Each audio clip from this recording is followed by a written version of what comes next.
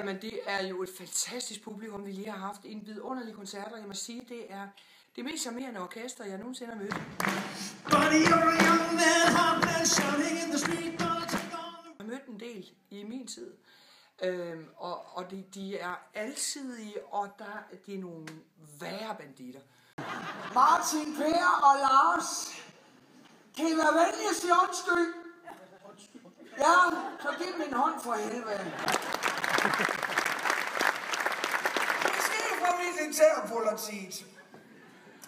Når koncerten er slut, skal vi nok hjælpe bilisterne med at komme herfra så gnidningsløst som muligt.